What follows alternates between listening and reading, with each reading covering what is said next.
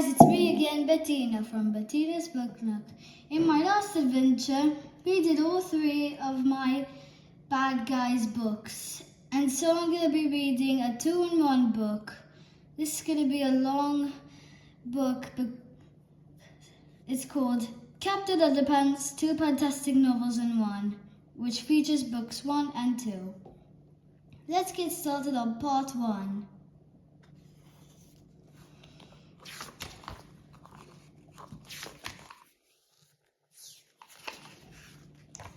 Chapter 1, George and Harold. Meet George Beard and Harold Hutchins. George is the kid on the left with the tie and a flat top. Harold is the one on the right with the t-shirt and the bad haircut. Remember that now. George and Harold were best friends. They had a lot in common. They lived right next door to each other, and they were both in the same 4th grade class at Jerome Hort's elementary school. George and Harold were usually responsible kids. When anything bad happened, George and Harold were usually responsible. But don't get the wrong idea about these two. George and Harold were actually very nice boys.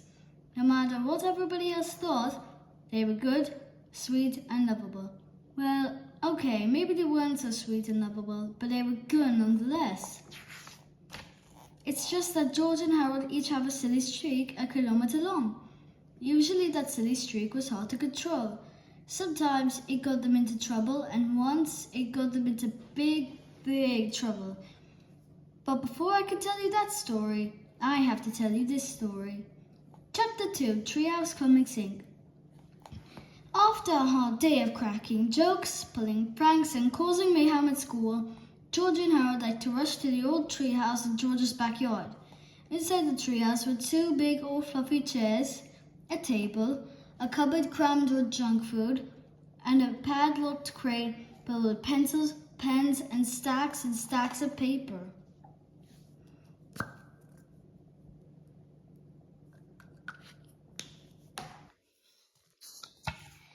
Now, Harold loved to draw and George loved to make up stories, and together the 2 boys spent hours and hours writing and drawing their very own comic books. Over the years, they had created hundreds of their own comics starring dozens of their own superheroes. First, there was Dogman. Then came Timmy the Talking Toilet. And who could forget the amazing Cow Lady? But the all-time greatest superhero they ever made up had to be the amazing Captain Underpants.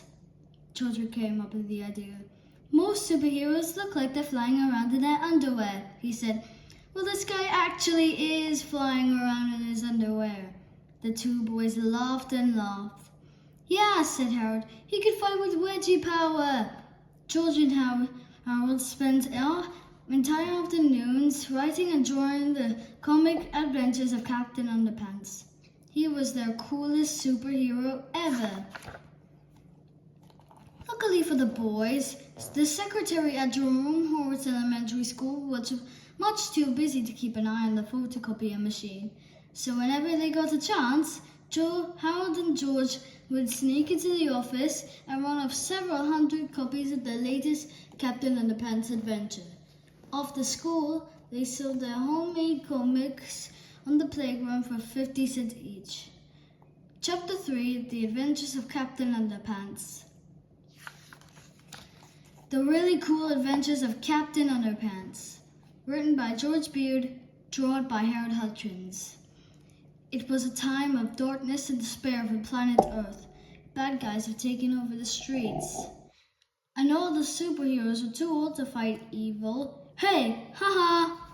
Then along came a new, improved extra-strength superhero. Cha-la-la! Look, up in the sky! It's a bird! It's a plane! It's an egg salad sandwich. No way! I am Captain Underpants! Captain Underpants was faster than a speeding waistband. Zoom! More powerful than boxer shorts. And able to leap tall buildings without getting a wedgie. Tra-la-la! Night and day, Captain Underpants watched over the city, fighting for truth, justice, and all that is pre-shrug and cottony. Meanwhile, at a nearby elementary school, turn the page, It was Stinky Taco Surprise Day at the cafeteria. Yuck! Everyone hated it so much, they all threw it away. Soon, the cafeteria food came to life. I am the inedible hunk. The monster ran around the school, eating everything in sight. Munch. Help! The inedible hunk just ate up 50 villagers and the gym teacher. Oh no, not folding chairs. This looks like a job for tra-la-la, Captain Underpants! Captain Underpants shot lots of venom at the monster, but it didn't do any good. So Captain Underpants took off running. The inedible hunk chased him. Grrr! Help! And chased him, and chased him. Finally, the inedible hunk got too tired and thirsty to chase Captain Underpants. How about a nice drink of water? So the monster took a long drink from a shiny white bowl. When suddenly, hooray for Captain Underpants! And so the inedible hunk got flushed away and was never heard from again. Tra-la-la! The end. Don't miss our next exciting adventure, Captain Underpants and the Attack of the Talking Toilets, coming soon to a playground near you. Chapter 4, Mean Old Mr. Krupp. Do you see that old guy looking out the window up there? That's Mr. Krupp, the principal. Now, Mr. Krupp was the meanest, sourest old principal in the whole history of Jerome Horwitz Elementary School. He hated laughter and singing. He hated the sounds of children playing at break time. In fact, he hated children altogether. And guess which two children Mr. Krupp hated most of all? If you guessed George and Harold, you're right. Mr. Krupp hated George and Harold. He hated their pranks and their wisecracks. He hated their silly attitudes and their constant giggling. And he especially hated those awful Captain Underpants comic books. I'm going to get those boys one day, Mr. Krupp vowed. One day, very, very soon. Chapter 5, One Day, Very, Very Soon. Remember when I said that George and Harold's silly streak got them into big trouble once? Well, this is the story of how that happened, and how some huge pranks and a little blackmail turned their principal into the coolest superhero of all time. It was the day of the big football game between the Horwitz Knuckleheads and the Stupidville Stinkbugs. The stands were filled with fans. The cheerleaders ran onto the field and shook their pom-poms over their heads. A fine black dust drifted out of their pom-poms and settled all around them. "Give me a K!" shouted the cheerleaders.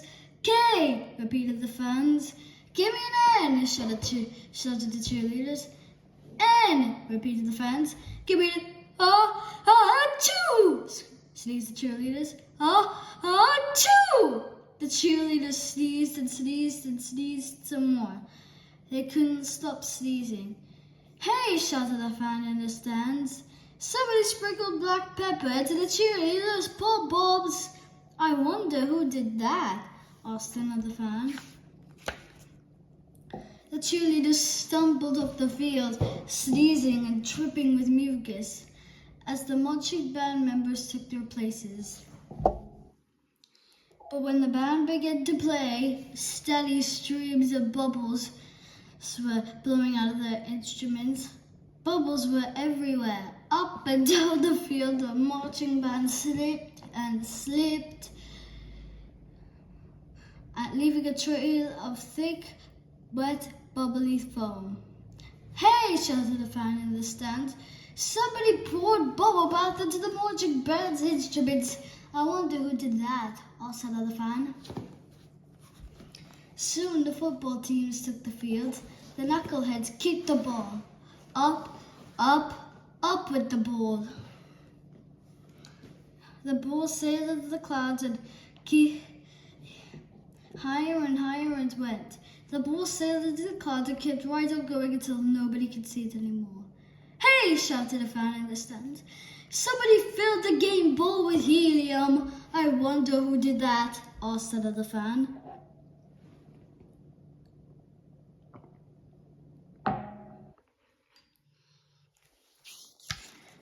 But the missing ball didn't make any difference because at that moment, the knuckleheads were rolling around the field, scratching and itching like crazy.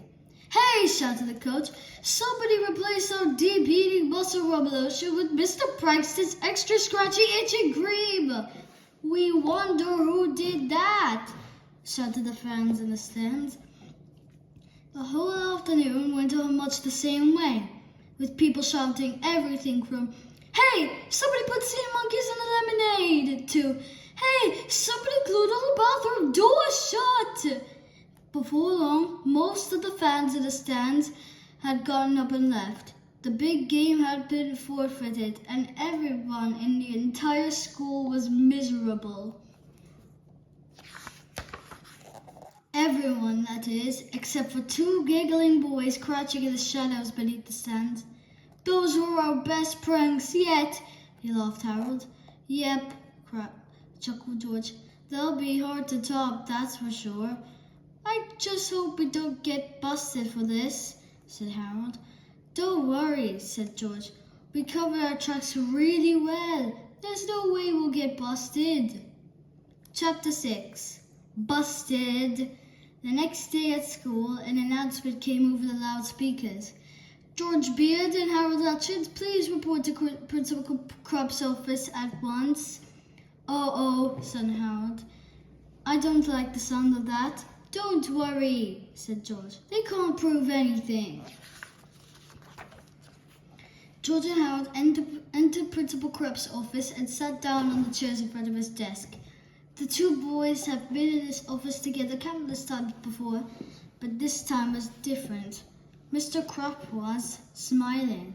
As long as George and Harold had ever known Mr. Krupp, they had never ever seen him smile. Mr. Krupp knew something. "I didn't see you boys at the big game yesterday," said Mr. Krupp. No," said George. "We weren't feeling, yeah?" "Well, yeah," Harold stammered nervously. "We went home." "Oh, that's too bad," said Principal Krupp. "You boys missed a good game."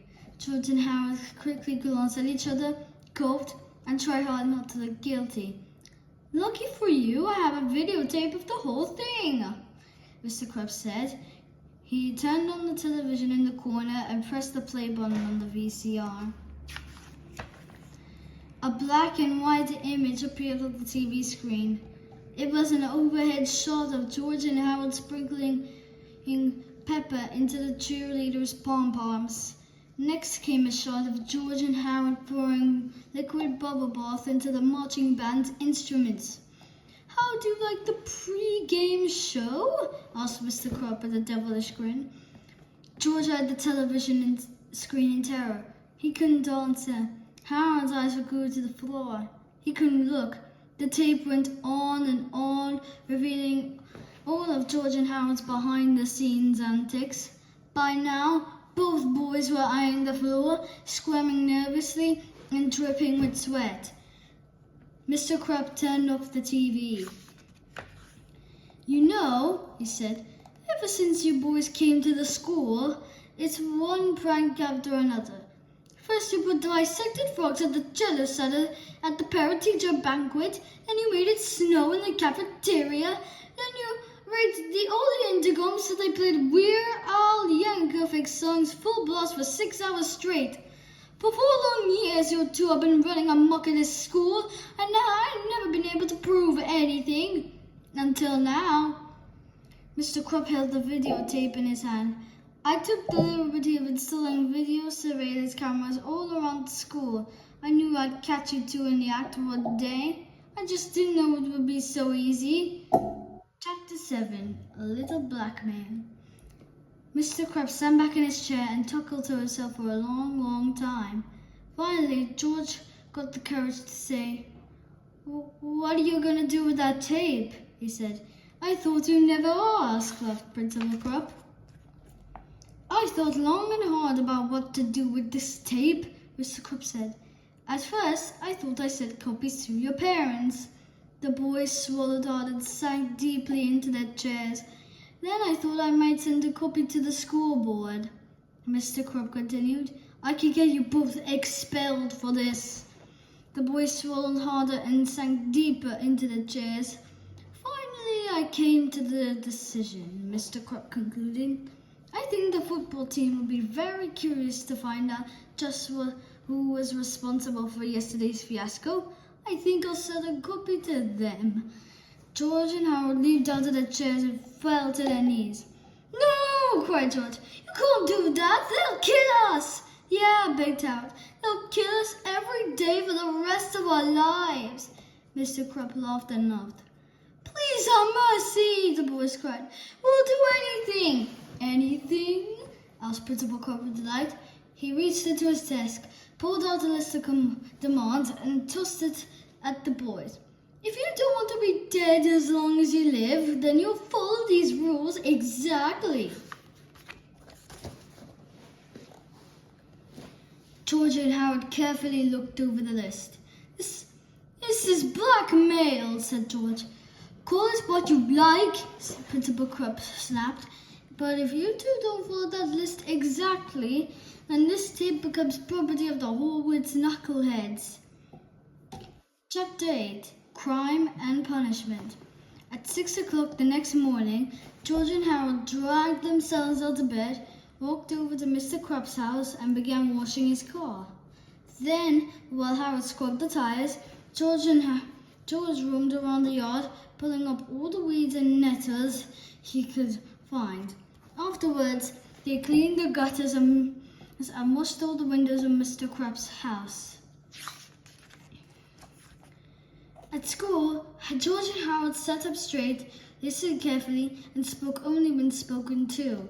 They didn't tell jokes. They didn't pull pranks. They didn't even smile.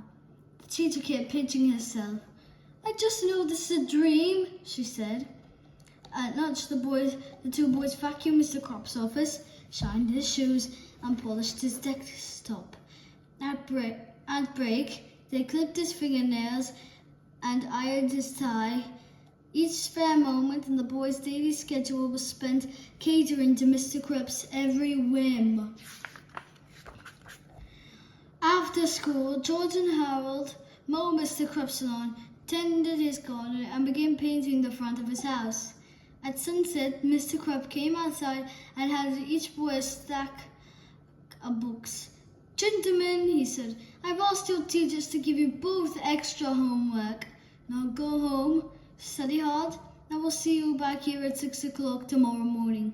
You got a busy day ahead of us. Thank you, sir, moaned the two boys. George and Harold were home dead tired. Man, that was the worst day of my entire life, said George. Don't worry, said Harold. We've only have to do this for 8 more years. Then we can move away to some far-off land where they'll never find us. Maybe Antarctica. I've got a better idea, said George. He took a piece of paper out of his hands and handed it to Harold. It was an ad for the 3D hypno ring. How's this going to help us? Asked Harold. All we got to do is hypnotize Mr. Krupp, said George. We'll make him give us the videotape and forget this whole mess ever happened. That's a great idea, said Harold. And the best part is, we only have to wait 4 to 6 weeks for delivery. Check the line, 4 to 6 weeks later. After 4 to 6 weeks of backbreaking slave labor, grueling homework assignments, and humiliating good behavior at school, a package arrived in George's mailbox from the Little Wise Guy novelty company. It was the 3D hypno ring. Hallelujah! Cried George. It's everything I've ever hoped for. Let me see, said Harold. Don't look directly at it, warned George. Don't want to get hypnotized, do you? Do you really think it will work? Asked Harold. Do you really think we can amaze our friends, control our enemies, and take over the world just like the ad says? It better work, said George. or else we just wasted $4 whole. Chapter 10, the 3D hidden ring. The next morning, George and Harold didn't arrive early at Mr. Krupp's house to wash his car and re-shingle his roof. In fact, they were even a little late in getting to school. When they finally showed up, Mr. Krupp was there standing at the front door waiting for them. And boy, was he angry. Mr. Krupp escorted the boys into his office and slammed the door. "All right, where were you two this morning?" he growled. "We wanted to come over to your house," said George, "but we were busy trying to figure out the secret of this ring." "What ring?" snapped Mr. Krupp. George held up his hand and showed the ring to Mr. Principal Krupp. It's got one of those weird patterns on it," said Harold. "If you stare long enough, a picture appears." "Well, hold it still," snarled Mr. Krupp. "I can't see the darn thing." "I have to move it back and forth," said George, "or else it moved to where?" Mr. Krupp's eyes followed the ring back and forth, back and forth, back and forth, and back and forth. "You have to stare deeper into the ring," said Harold. "Deeper, deeper, deeper, deeper." "You are getting sleepy," said George. "Very sleepy." Mr. Krupp's eyelids began to droop. "I'm so sleepy," he mumbled. After a few minutes, Mr. Krupp's eyes were closed tight and he began to snore. "You are under our spell," said George. "When I snap my fingers, you will obey our every command." "I will obey," mumbled Mr. Krupp. "All right," said George. Have you still got that videotape of me and Harold?" "Yes," mumbled Mr. Krupp. "Well, hand it over, Bob," George instructed. Mr. Krupp unlocked a large filing cabinet and opened the bottom drawer. He reached in and handed George the videotape. George stuffed it into his backpack. Harold took a different video out of his backpack and put it into the filing cabinet. "What's that video?" asked George. "It's one of my little sister's old Boomer the Purple Dragon sing-along videos." "Nice touch," said George. "Okay, now it's the end of part 1 of Captain Underpants. If you enjoyed this video, please like, subscribe, and hit the bell. Thank you.